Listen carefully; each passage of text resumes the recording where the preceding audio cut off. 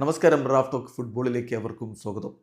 ലാലിഗയിൽ ഇപ്പോൾ ബാഴ്സലോണ മികച്ച പ്രകടനമല്ല നടത്തുന്നത്. സൂപ്പർ കോപ്പ ഡി എസ്പാനയിൽ അവർ മുത്തമിട്ടു, സംഗതി ശരിയാണ്. പക്ഷേ ലാലിഗയിൽ സമീപകാലത്തെ മത്സരങ്ങൾ എടുത്തു നോക്കുമ്പോൾ 8 മത്സരങ്ങളിൽ നിന്ന് ഒരേ ഒരു വിജയമാണ് അവർ നേടിയിരിക്കുന്നത്. 24 പോയിന്റുകൾ പോസിബിൾ ആയിരുന്നിടത്ത് ആകെ അവർക്ക് നേടാൻ കഴിഞ്ഞിരിക്കുന്ന 6 പോയിന്റുകളാണ് എന്ന കാര്യം കൂടി ശ്രദ്ധിക്കുക.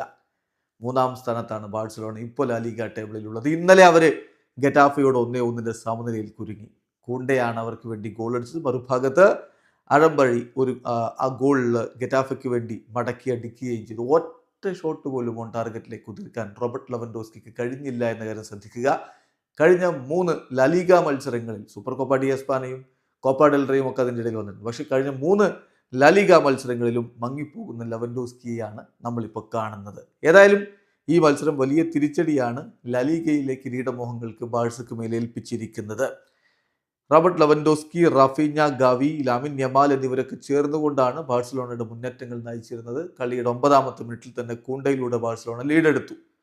പക്ഷെ പിന്നീട് 34ാമത്തെ മിനിറ്റിൽ അഴമ്പഴിയിലൂടെ ഗെറ്റാഫെ ആ ഗോൾ മടക്കുകയും ചെയ്തു. ഇടവേള സമയത്ത് മത്സരം 1-1 സമനിലയിലായിരുന്നു. രണ്ടാം പകുതിയിലും ബാഴ്സലോണ അവസരങ്ങൾ സൃഷ്ടിച്ചെടുത്തെങ്കിലും പന്തുവലയിലേക്ക് എത്തിക്കാൻ കഴിഞ്ഞില്ല. കൂണ്ടയെ ഫൗൾ ചെയ്തതിന് അർഹിച്ച പെനാൽറ്റി ബാഴ്സലോണയ്ക്ക് ലഭിക്കാതെ പോയത് വലിയ വിവാദമായി തീർന്നിട്ടുമുണ്ട്. പക്ഷെ കൂണ്ടെ അതിനെക്കുറിച്ച് താനൊന്നും പറയാനില്ല എന്നാണ് കളിക്ക് ശേഷം പ്രതികരിച്ചത്. എന്തായാലും കളി സമനിലയിൽ പിരിഞ്ഞിരിക്കുന്നു. ബാഴ്സലോണക്ക് ഇപ്പോൾ 20 കളികളിൽ നിന്ന് 39 പോയിന്റ് മാത്രമാണുള്ളത്. ബാഴ്സലോണ 3-ാം സ്ഥാനത്താണ്. 20 കളികളിൽ നിന്ന് 44 പോയിന്റുമായിട്ട് അത്ലറ്റിക്കോ മാഡ്രിഡാണ് ഇപ്പോൾ 1-ാം സ്ഥാനത്തുള്ളത്. അവർ ഇന്നലെ ലെഗാനസിനോട് തോൽക്കുകയും ചെയ്തു. രണ്ടാമതുള്ള റയൽ മാഡ്രിഡിന് 19 കളികളിൽ 43 പോയിന്റ് ഉണ്ട്. അവർക്ക് സുവർണാവസരമാണ്.